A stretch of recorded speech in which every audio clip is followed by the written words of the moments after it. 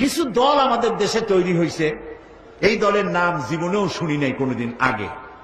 যেমন হিজবুত তাওহীদ, নাক দিয়া চাপ দিলে দুধ বেরি হয়, এরা আন্দোলন করতে আসছে। আমরা বুড়ো হয়েছি বাতাস খাইয়া। আগে জেলে যাও, জেল খাটো, দুই একটা শহীদ হোক, তারপর বোঝা আন্দোলনের মজা কি। সুতরাং হিজবুত তাওহীদ, হিজবুত তাহরীর, হরকতুল জিহাদ, জামাতুল মুজাহিদিন, এদের যেখানে বান ধরে পুলিশে সোপর্দ করে দিবেন। সেই জন্য আপনারা আপনাদের যুবক সন্তানদেরকে ঠেকাবেন, অতি উৎসাহী হয়ে যেন এই সমস্ত খারাপ সংগঠনের সাথে মিলে গিয়ে দেশের সর্বনাশ না করে, এই শান্তিপূর্ণ পরিবেশকে যাতে সর্বনাশ না করতে পারে, সকলের চোখ সেই জন্য উন্মুখ হয়ে থাকতে হবে। কিছু দল আমাদের দেশে তৈরি হয়েছে, এই দলের নাম জীবনেও শুনি নাই কোনোদিন আগে। যেমন জামাতুল মুজাহিদিন, তারপরে কুতকুতুল জিহাদ, কিনা হরকতুল জিহাদ, তারপর লাদেন বাহিনী, তালেবান বাহিনী, হিজবুত তাওহীদ, হিজবুত তাহরীর, পত্রিকার নামগুলি দেখতেছেন না? এই সব নামের সাথে আমার জনগণ, এই দেশের জনগণ কোন কালেও পরিচিত নয়। এদেরকে আমরা চিনি না, এদের বাপেরও চিনি না, মায়েরও চিনি না, এদের গোষ্ঠী চিনি না। এরা ইসলামী আন্দোলন নয়, এরা এসেছে এই দেশে, এরা তৈরি হয়েছে ইসলামের পরিবেশকে, মুসলমানদের পরিবেশকে নষ্ট করে দেওয়ার জন্য। প্রিয় ভাই সব, বিভিন্ন জায়গায় মাথায় পাগড়ি বাঁধিয়া, বড় বড় জামা গায়ে দিয়া, এত বড় বড় মেসওয়াক, তারপরে বোমা বানায়, এগুলো আবার পুলিশ যায় ধরে। তারপরে পত্রিকা আসে জামাতুল মুজাহিদিন ধরা পড়ছে। তাহলে আমাদের দেশটাকে একটা সন্ত্রাসী দেশ বানানো হলো তাদের উদ্দেশ্য, ঠিক কিনা? আমাদের দেশে কোনো সন্ত্রাসী নাই, আর কোন গোপন আন্দোলনে ইসলাম বিশ্বাস করে না।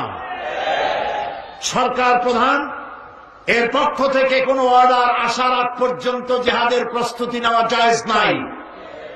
জিহাদের প্রস্তুতি সশস্ত্র যুদ্ধের আহ্বান জানাতে পারে কেবলমাত্র যখন সরকার প্রধান ইসলাম অথবা মুসলমান হবে, তারা যদি জিহাদের জন্য সর্বাত্মক দাওয়াত দেয়, তখনই কেবলমাত্র আন্দোলন করা যাবে, সশস্ত্র যুদ্ধ করা যাবে।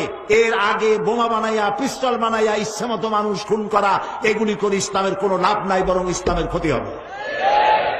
এই কাজটি আপনারা করবেন না অতি উৎসাহী হয়ে। কয় গণতন্ত্র হারাম, পার্লামেন্ট হারাম, মেম্বার যারা হয়েছে তারা হারাম, সব মুশরিক, সব কাফের। তো এখানে সবই যদি কাফের হয়, হুজুররা আপনারা এখানে করবেন কি? বিদায় হন। আপনাদের পছন্দ মতো কোনো দেশ থাকলে সেই দেশে চলে যান। গণতন্ত্র হারাম, আব্রাহাম লিঙ্কনের গণতন্ত্র আমরা বিশ্বাস করি না। আমরা বিশ্বাস করি ও আমরুহুম শুরা বাইনাহুমের, আল্লাহর দেওয়া গণতন্ত্রের বিশ্বাস করি। গণতন্ত্র হারাম, তাহলে সরকার বদলের সিস্টেম কি বলো? জবাব দাও। একটা সরকারকে পরিবর্তন করার জন্য, ইচ্ছে মাফিক সরকারকে আনার জন্য সিস্টেম কি? সুতরাং এই সমস্ত কথা বলে মানুষকে বিভ্রান্ত করার কোন যুক্তিপূর্ণ কারণ নাই।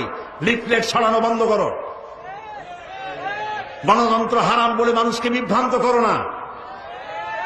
নাক দিয়া চাপ দিলে দুধ বেরি হয়, এরা আন্দোলন করতে আসছে। আমরা বুড়ো হয়েছি বাতাস খাইয়া। সুতরাং হিজবুত তাওহীদ, হিজবুত তাহরীর, হরকতুল জিহাদ, জামাতুল মুজাহিদিন, এদের যেখানে বান ধরে পুলিশে সোপর্দ করে দিবেন। এরা ইসলামের কোন সহায়ক শক্তি নয়, এরা এই দেশের স্বাধীনতা, সার্বভৌমত্ব এবং ইসলামের দুশমন। ওরা গণতন্ত্র হারাম বলে ইসলাম নিয়ে আসছে। হাতি ঘোড়া গেল তল, ছাগলে কয় কত জন। আগে জেলে যাও, জেল খাটো, দুই একটা শহীদ হোক, তারপর বোঝা আন্দোলনের মজা কি। এত সহজ না। সেই জন্য আপনারা আপনাদের যুবক সন্তানদেরকে ঠেকাবেন, অতি উৎসাহী হয়ে যেন এই সমস্ত খারাপ সংগঠনের সাথে মিলে গিয়ে দেশের সর্বনাশ না করে, এই শান্তিপূর্ণ পরিবেশকে যাতে সর্বনাশ না করতে পারে, সকলের চোখ সেই জন্য উন্মুখ হয়ে থাকতে হবে।